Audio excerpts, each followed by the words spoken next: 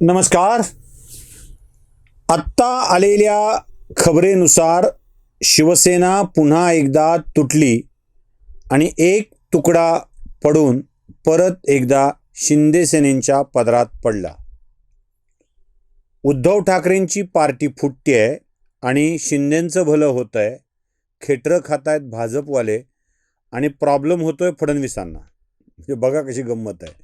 तुटली पार्टी उद्धवची, फायदा झालाय शिंदेंचा, करून घेतायत भाजपवाले. आणि का बरं? तर देवेंद्र फडणवीसांचे पंख कापण्यासाठी. बाकी ते काय व्हायचं त्यावर चर्चा करू. पण उद्धव ठाकरेंची अवस्था काय आहे? तर त्या रण नावाच्या चित्रपटातील विजय राज सारखी उद्धव ठाकरेंची अवस्था झाली आहे. आठवतोय रण चित्रपट? अभिषेक बच्चन त्यात प्रमुख रोलमध्ये आहे. हा विजयराज गावाकडून आपल्या मित्राला भेटण्यासाठी दिल्लीत येतो आणि ज्या काही गमती जमती त्यासोबत घडतात ना, खरं तर रण चित्रपटातल्या मुख्य कथानकाला जोडून असलेलं हे एक एंटरटेनमेंटसाठीचं उपकथानक आहे, जे मधून तुम्हाला मजा देत राहतं. तशी उद्धव ठाकरेंची विजयराज सारखी उपकथानकासारखी अवस्था झालेली आहे. राजकारणातल्या या सगळ्या गोष्टीत काहीतरी एंटरटेनमेंट असावी यासाठी उद्धव ठाकरे आहेत.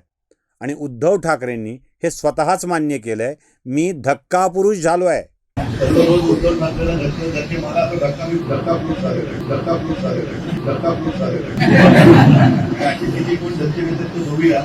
ऐकलं ना? म्हणजे हे माझं नाही आहे. त्यांना बसणारे धक्के हे असे आहेत. या धक्का देण्याची सुरुवात स्वतः उद्धव ठाकरेंनी केलेली आहे. कशी? त्या रण चित्रपटातलं एक छोटंसं दृश्य आहे. तो कव्वा बिर्याणी खायला जातो, त्यावेळेला त्याला बसायला जागा नसते. काय करतो बघा. बैठना किधर है, कुर्सी किधर है भाई, हमको उल्टी आ रहा है, थैंक यू. हे असं झालंय. म्हणजे मला बसायला जागा नाही, मला उलटी येते असं म्हणून त्याला उठवायचं. तो जो बिर्याणी खात बसलेला होता तो देवेंद्र फडणवीस, बिर्याणी देणारा शरद पवार. म्हणजे मला जागात नाही, कुठं बसू असं शरद पवारांना विचारलं आणि आपणच मला उलटी येते म्हणून फडणवीसांना उठवलं. अशी ती स्थिती. धक्क्याची सुरुवात इथून आहे. म्हणजे 2019 साली चांगलं चालू असलेलं बिनसवलं आणि स्वतःला जागा पाहिजे, मुख्यमंत्री पद पाहिजे म्हणून त्यांनी फडणवीसांना उठवलं. प्रसंग दुसरा. आता पदावर बसलो तर सगळं चांगलंच हवंय ना. म्हणजे बिस्लरी है, ॲक्वाफिना तो है. बघा एकदा. अच्छा सुनो, हाँ बिस्लेरी है, नहीं, एक्वाफिना. ये क्या होता है भाई? यार उल्लू आदमी है, भाई को कुछ मालूम ही नहीं है इसको यार. हाँ? अरे थोड़ा पानी दो, हमको हाथ धोना है. हे उद्धव ठाकरेंनी केलं. म्हणजे मग संजय पांडे गोळा केले, वाजे गोळा केले आणि यांना बऱ्यापैकी बिस्लरी आणि ॲक्वाफिनाची मागणी करून टाकली. आता हे सगळं घडत असताना याचा धक्का बसला. पुढे हे कथानक फार मजेशीर वळणावर जातं. हा जो विजय राज आहे ना, त्यात अभिनय करणारा, तो तिथं फिरता फिरता पहिल्यांदा आपली बॅग गमावतो. एकाला जातो म्हणून सांगतो, वाट बघ म्हणतो, ती बॅग बदलून जाते, त्याची बॅग गमावतो. नंतर त्याचं पाकिट मारलं जातं. नंतर फोनच्या बिलापोटी घड्याळ द्यावं लागतं.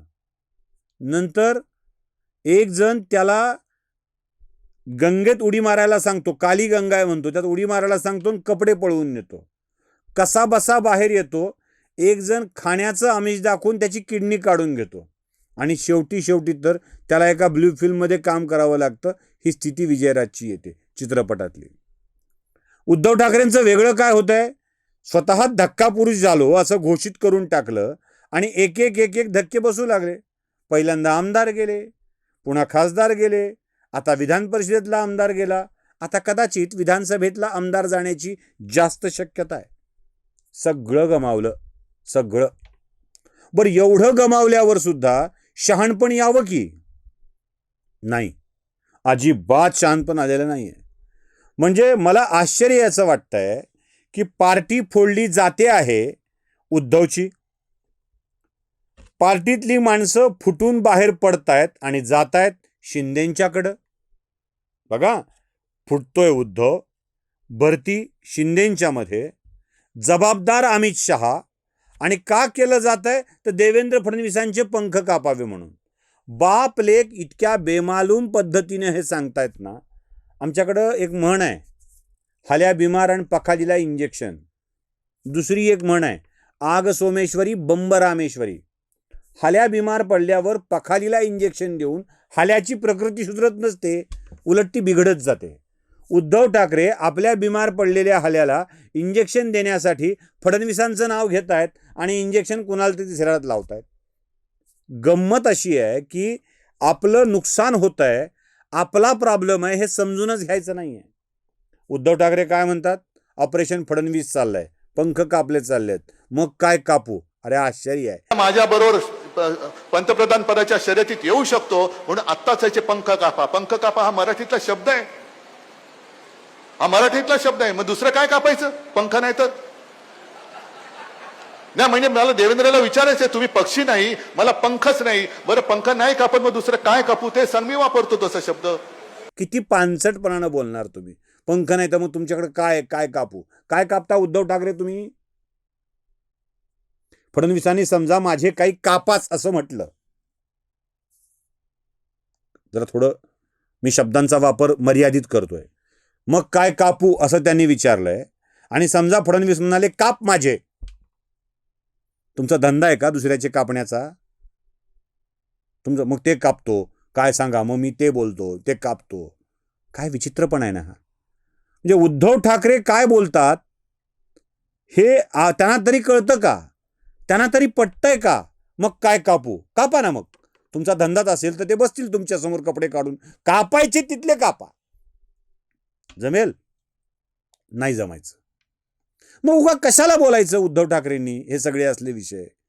बरं गंमत अशी आहे की ते आदित्य ठाकरे सुद्धा याच गप्पात सहभागी. ते म्हणले देवेंद्र फडणवीसांच्यासाठी हे सगळं चाललंय. जरा ऐका ना. हे ऑपरेशन टायगर मुळीच नाहीये, हे ऑपरेशन देवेंद्र फडणवीस आहे आणि त्याचा हा परिणाम आहे. आमच्या कानावर तर येते, तुमच्या कानावर पण येत असेल. 29चे जे पंतप्रधान पदाचे चेहरे असतील त्याच्यात फडणवीस साहेबांचा चेहरा आहेच भाजपकडून. काही देशभरात आहे वगैरे हे आम्हाला माहिती नाही, पण भाजपकडून चर्चा तर आहे. मग त्यांचं ऑपरेशन कसं करायचं तर हे सगळं चालू झालं ना बाप लेकाचं सारखं. हाल्या बिमार पखाळीला इंजेक्शन, पक्ष फुटतो यांचा, भरती होतात शिंदेकडं, काप जबाबदार अमित शहा आणि ऑपरेशन फडणवीसांचं. अरे कमाल आहे यार, कमाल आहे. गर्भवती बाईचं बाळंतपण करायचं असेल तर शेजारची बाई आणता येत नाही बाळंतपण करायला. पोटात लेकरू तिच्याच असावं लागतं. एवढं साधं गणित जर कळत नसेल ना तर यांना नेता म्हणावं का. मी धक्का पुरुष झालोय असं म्हणून भागतं का. म्हणजे मी धक्का पुरुष झालोय. अहो यांचा IQ काय लेवलचा आहे जरा बघा तुम्ही.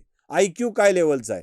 ते सभागृहात जितेंद्र आव्हाड काही बोलत होते, आम्हाला ऑफिस द्या नाही तर आम्ही जिन्यावर जेवण करू. आणि हे काय म्हणतंय ऐका तुम्ही. वेळेत कार्यालय द्या नाही तर येत्या काही दिवसात जिन्यावर बसून जीव. टायमिंग जाहीर करू, 1:30 वाजता सगळ्या आमदारांनी जिन्यावर या आणि महाराष्ट्राला कळवू की जिन्यावर बसून जेवतायत आमदार. जीना इसी का नाम है, जीना इसी का नाम है, जीना इसी का नाम है. जीना इसी का नाम है हे 100% खरं आहे. जीना इसी का नाम है. आणि हे सगळे पत्रकार सुतक पडल्यागत ते मुंबई तकचे काय, राहुल कुलकर्णी काय, अजून कोणी काय. बघा निष्ठाच उरली नाहीये, विचारधाराच उरली नाहीये. बाकी काय कशाला म्हणावं, राजकारणातलं सोयर सुतक कशाला म्हणावं, योग्य की अयोग्य कशाला म्हणावं. काय चाललंय यार, काय चाललंय. बाई एखाद्या पुरुषासोबत लग्न करून जाते, का जाते. आयुष्यभर हा सोबत देईल म्हणून जाते. याच्या सहवासात आपले दिवस सुखाचे जातील आणि आपल्यालाही दिवस जातील ही तिची साधी सरळ अपेक्षा असते. पण ना दिवस जात आहेत ना दिवस सुखात जात आहेत. काहीच होत नसेल तर असला धनी घरधनी म्हणून ठेवण्यापेक्षा दुसरा बघितलेला बरा नाही का वाटणार. कसलं राजकारण वेगळं असतो. ज्याला अपत्यच होणार नाही अशाच्या सोबत केलेलं साहचर्य कितपत उपयोगाचं ठरणार आहे. राजकारणात सत्ता प्राप्ती, पदप्राप्ती आणि त्यातून काही काम करणे हाच तर हेतू असतो. नाही आम्ही निवडणूक नाही लढणार, ते का राज ठाकरे आहेत. आम्ही निवडणूक लढणार पण एक हाती सत्ता द्या. लढायची कोणतीच नाही, सत्ता मला मिळत नाही म्हणायचं. कधी ह्याला पाठिंबा, कधी बिनशर्ट पाठिंबा, कधी बिनचड्डी पाठिंबा, कधी बिना कोट्याचाच पाठिंबा. असं तुम्ही करणार असाल, तुमच्या सगळ्या जागा दुसऱ्याला दान करणार असाल, कधी काँग्रेसला तर कधी शरद पवारांना. नाही, शरद पवार अंतिम काळात गेले पाहिजेत. कशाचं गेले पाहिजेत? सुषमा अंधारेनं सांगितलं होतं ना, हात थरथर कापतोय, म्हाताऱ्याच्या हातामध्ये कशाला सत्ता द्यायची. नाही, पण आपल्याला जमतच नाही. आम्ही सगळं दुसऱ्याला देत असू आणि स्वतःला जे मिळणार आहे ते पोरापर्यंत आपल्यापर्यंत ठेवत असू, तर सत्ता उरणार आहे कशी? ते सचिन अहिर गेले याचं काही आश्चर्य वाटायचं कारण नाही आहे. काही आश्चर्य वाटायचं कारण नाही आहे. कारण उद्धव ठाकरेंनी स्वतःलाच विजय राज करून टाकलाय. बिर्याणी खायच्या नावाखाली कव्वा बिर्याणी काढली आहे आणि आता वाघाच्या डरकाळ्याऐवजी काव काव असा आवाज येतोय खाल्ल्यावरती. प्रॉब्लेम हा आहे. वाघ तोंड बलवर करून गर्जना करणार असेल तर ठीक आहे, डरकाळी येणार असेल तर ठीक आहे. वाघाने तोंड वर केलं आणि काव असा आवाज आला तर करायचं काय? मग जेव्हा आपण वाघाच्या सोबत नाही आहोत हे लोकांच्या लक्षात येतं, तेव्हा लोक सुरक्षित जागा बघणार आणि ते सुरक्षित जागेत गेलेले आहेत. याला जबाबदार दुसरं कोणी नाही आहे. ही अवस्था उद्धव ठाकरेंची विजय राज सारखी झालेली आहे रण चित्रपटातल्या. एवढंच लक्षात ठेवा. नमस्कार.